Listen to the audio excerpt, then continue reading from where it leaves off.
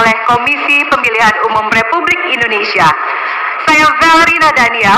Ya, dan saya Ardianto Wijaya. Malam hari ini kami berdua diberikan amanah oleh Komisi Pemilihan Umum Republik Indonesia untuk memimpin atau menjadi moderator dalam debat pertama Capres 2024. Ya, untuk mengawali debat, marilah kita berikan tepuk tangan yang meriah untuk pasangan calon presiden dan calon wakil presiden 2024. Baik, hadirin serta penonton di rumah, debat pertama calon presiden ini diselenggarakan oleh Komisi Pemilihan Umum Republik Indonesia. Tentunya bekerja sama dengan Lembaga Penyiaran Publik, Televisi Republik Indonesia, dan Radio Republik Indonesia sebagai media penyelenggara.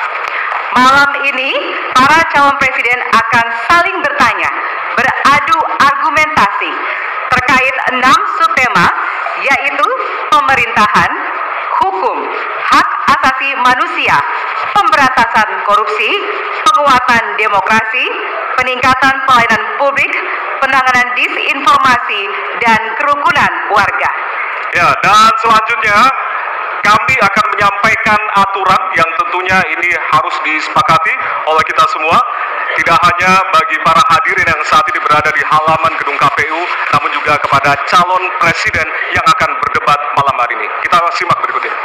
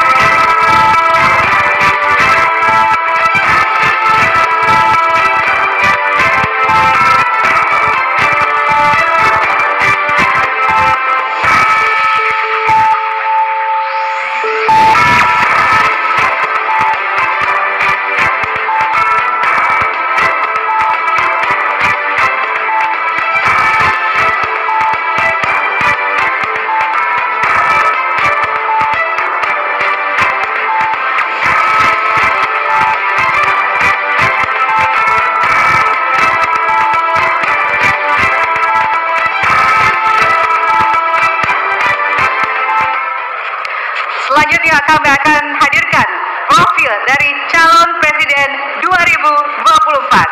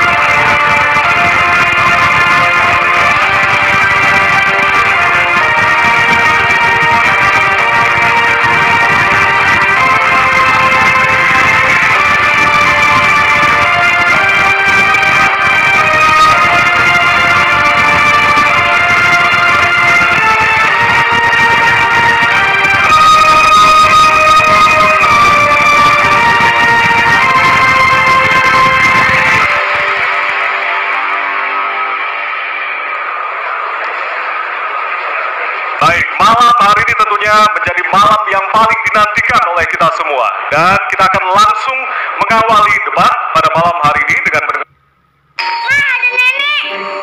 Ibu. Bu, aku bersihin kamar mandi dulu ya, 5 menit.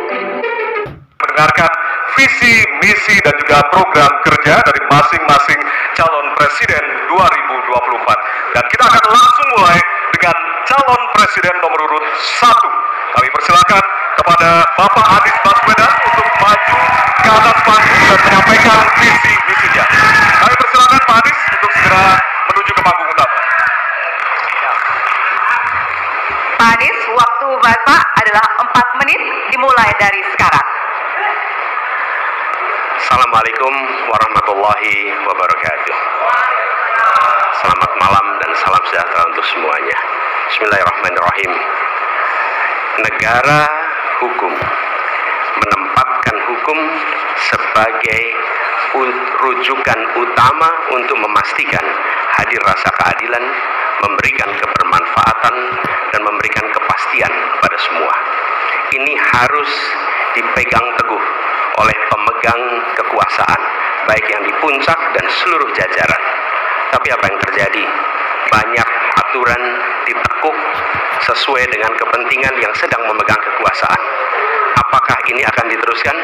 Tidak. Ini harus diubah. Ini harus dikembalikan. Kemudian kita menyaksikan betapa pada hari-hari ini tahapan ketika kita menyelenggarakan pemerintahan sering tidak sesuai dengan prinsip-prinsip hukum yang kita pegang. Karena itulah kami melihat perubahan ini harus kita kembalikan. Negara ini adalah negara hukum, bukan negara kekuasaan. Dalam negara hukum, kekuasaan diatur oleh hukum. Dalam negara kekuasaan, hukum diatur oleh penguasa. Dan kita tidak menginginkan itu terjadi. Pada saat ini, kalau kita lihat hukum itu harusnya tegak begini. Inilah hukum. Dalam kenyataannya, dia bengkok. Dia tajam ke bawah, dia tumpul ke atas. Dan kondisi ini tidak boleh didiamkan, tidak boleh dibiarkan, dan harus berubah. Karena itu kita mendorong perubahan, mengembalikan hukum menjadi tegak kepada semuanya. Dan bila kita saksikan hari ini ada satu orang milenial bisa menjadi calon wakil presiden, tetapi ada ribuan milenial generasi Z yang peduli pada anak-anak bangsa, yang peduli pada mereka yang termarginalkan. Ketika mereka mengungkapkan pendapat, ketika mereka mengkritik pemerintah, justru mereka sering dihadapi dengan kekerasan, dihadapi dengan surat dan bahkan gas air mata. Apakah kondisi ini akan dibiarkan? Tidak, kita harus lakukan perubahan. Oleh karena itu, kami memperhatikan ini sebagai hal yang mendasar. Yang tidak kalah penting, ini kedua nih, yang tidak kalah penting. Kita menyaksikan pada saat ini ada peristiwa seperti peristiwa Ibu Mega. Ibu Mega Suryani Dewi, seorang ibu rumah tangga yang mengalami kekerasan rumah tangga, lapor pada negara, tidak diperhatikan, dan dia meninggal korban kekerasan. Apakah akan dibiarkan? Tidak, ini harus diubah. Dan tidak kalah penting, hadir bersama saya di sini ayahnya Harun Ar-Rasyid. Harun Ar-Rasyid adalah anak yang meninggal, pendukung Pak Prabowo di Pilpres 2019 yang menuntut keadilan pada saat itu, protes hasil pemilu. Apa yang terjadi? Dia tewas sampai dengan hari ini tidak ada kejelasan. Apakah ini akan dibiarkan? Tidak. Karena itu kami mendedikasikan diri, hadir untuk memberikan komitmen bahwa dari puncak sampai ke bawah kami akan tegakkan hukum pada siapa saja. Kami kembalikan marwah kehidupan bernegara yang menempatkan hukum sebagai tempat yang paling tinggi. Dan ketentuan itu berlaku pada semua, termasuk ketika menyangkut urusan ASN, menyangkut urusan TNI dan Polri. Terima kasih. Assalamualaikum warahmatullahi wabarakatuh. Bapak Anies, kami persilakan kembali ke tempat. Berikutnya kami persilakan. Harap tenang. Harap tenang. Para pendukung, harap tenang. Hadirin, Kita akan harap lanjutkan tenang. ya. Harap tenang. Kita akan lanjutkan. Kami persilahkan calon presiden nomor urut 2, Bapak Prabowo Subianto, untuk maju ke atas panggung dan menyampaikan visi dan misi. Baik, para pendukung, harap tenang. Kita akan lanjutkan. Baik, silakan. Bismillahirrahmanirrahim. Assalamualaikum warahmatullahi wabarakatuh. Salam sejahtera kita sekalian. Shalom, Om Swastiastu, Namo Buddhaya, salam kebajikan. Terima kasih kesempatan yang diberikan kepada saya untuk menyampaikan visi dan misi. Kami menempatkan hukum, HAM, perbaikan pelayanan pemerintahan, pemberantasan korupsi, perlindungan terhadap semua kelompok di masyarakat sebagai sesuatu yang sangat penting. Karena itu dalam visi misi kita hal-hal ini ditaruh di paling atas. Kita sadar dan saya sadar sejak muda saya telah mengangkat sumpah untuk membela Pancasila dan Undang-Undang Dasar 45. Di dalam Undang-Undang Dasar 45, di situ pendiri-pendiri bangsa kita mendirikan sebuah republik. Republik itu harus didasarkan atas hukum dan kedaulatan rakyat. Itulah perjuangan saya selama ini. Dan saya pertaruhkan nyawa saya, jiwa saya untuk membela demokrasi, hukum dan hak. Kita paham, kita mengerti masih banyak kekurangan. Tetapi kita harus bersyukur di tengah dunia yang penuh tantangan ketidakpastian, di mana terjadi perang di mana-mana, di mana negara-negara begitu banyak yang terjadi perang saudara, kerusuhan, Indonesia masih aman, Indonesia masih damai, Indonesia masih terkendali, harga-harga masih terkendali, ekonomi untuk rakyat kita masih aman. Kenapa? Karena kepemimpinan. Kenapa? Karena manajemen negara yang berhasil. Saudara-saudara, apakah di tengah 280 juta rakyat masa tidak ada kekurangan?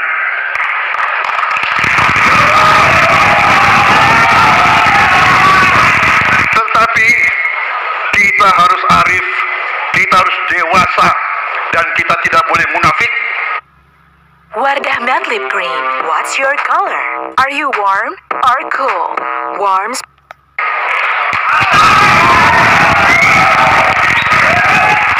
Pemimpin itu ingar sosum telodo, harus memberi contoh. Saudara-saudara sekalian, Prabowo Gibran, kita akan perbaiki yang harus diperbaiki. Kita akan tegakkan apa yang perlu ditegakkan. Dan kita bertekad memberantas korupsi sampai ke akal ganja. Memberantas korupsi sampai ke akal ganja. Saudara-saudara sekalian, saya kira demikian yang ingin saya sampaikan. Program kita baik, tujuan kita baik, keinginan kita baik. Mari kita berbuat kebaikan demi rakyat kita.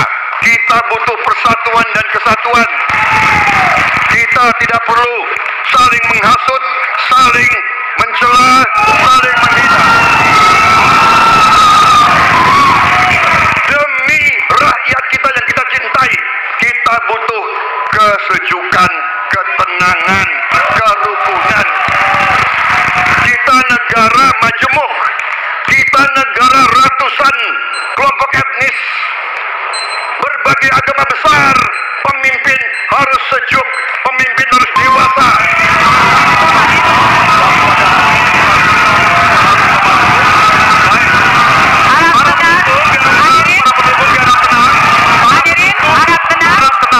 Nanti ada waktunya untuk memberikan apresiasi dan juga teriakan serta tepuk tangan.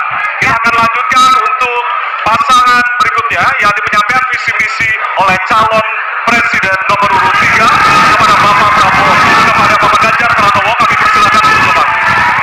Harap tenang, hadirin harap tenang. Bapak Ganjar, waktunya 4 menit dimulai dari sekarang. Assalamualaikum warahmatullahi wabarakatuh. Selamat malam, salam sejahtera untuk kita semua. Om Swastiastu, Namo Buddhaya, Rahayu.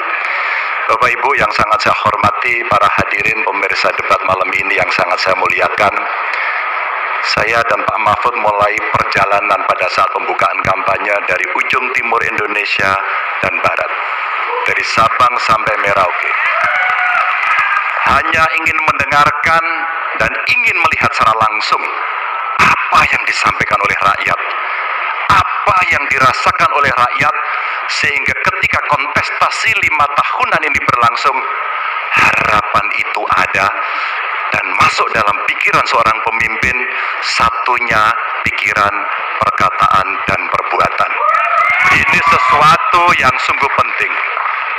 Di Merauke kami menemukan pendeta namanya Pak Leo. Dia harus menolong seorang ibu ingin melahirkan karena tidak adanya fasilitas kesehatan. Dan dia belajar dari YouTube sesuatu hak kesehatan yang tidak bisa didapat. Maka kita sampaikan kepada Pendeta Leo, kami akan bangunkan itu, dan kami akan kerahkan seluruh Indonesia bahwa satu desa, satu puskesmas atau pustu dengan satu nakes yang ada. Pak Mahfud juga menyampaikan kepada para guru yang ada di Aceh, di Sabang sana, ada juga guru agama di sana. Kita ingin membangun Indonesia yang hebat dengan SDM yang unggul. Tapi apakah kita sudah memperhatikan mereka? Tentu kemajuan yang selama ini ada mesti kita lakukan jauh lebih cepat, lebih satsep, dan perhatian itu mesti diberikan. Dan itulah di sana kita memperhatikan nasib para guru, termasuk guru agama. Insentif kepada mereka kita berikan agar mereka bisa mengajarkan budi pekerti yang luhur dengan moderasi agama yang ada. Bapak Ibu, cerita ini belum cukup. Saya berjalan ke NTT. Kami ketemu dengan masyarakat yang ada di sana. Pak Ganjar, kenapa kami anak muda tidak mudah mendapatkan akses pekerjaan? Padahal itu hak kami. Kenapa kemudian kami mendapatkan kesulitan untuk akses internet padahal kami butuh belajar? Tidak sama dengan yang di Jawa. Catatan inilah yang mendorong pikiran kami, internet gratis untuk para siswa yang sedang bersekolah, agar mereka punya kesamaan dengan kita semua yang ada di Jawa ini. Kami bergeser lagi, kemudian ketemu kawan-kawan penyandang disabilitas di NTB. Betapa bahagianya saya karena ketemu dengan orang yang berjuang dengan keras agar dia bisa setara, dan pemerintah mesti perhatikan mereka untuk memberikan kesetaraan pada mereka itu. Tapi Bapak Ibu, saya mendengar ketika demokratisasi mesti berjalan dan demokrasi mesti kita jaga bersama, ada Ibu Sinta yang ketika menyampaikan pendapat harus berurusan dengan aparat keamanan. Ada Melki, ketua BEM, yang kemudian ibunya harus diperiksa. Maka yang seperti ini harus usai. Dan mereka bisa mendapatkan kebaikan-kebaikan kalau governance terjadi. Maka yang ada di Kalimantan kami temukan, masyarakat Dayak, mereka suku-suku yang ada, libatkan dong kami agar kami bisa mendapatkan akses yang sama. Semua ini bisa berjalan kalau kemudian pemerintahnya bersih, pemerintahannya bisa akomodatif, dan kita sikat korupsi itu tidak dengan kata-kata, dengan keseriusan. Pak Mahfud adalah mitra saya yang selama ini sebagai Menko mengeksekusi itu dengan baik.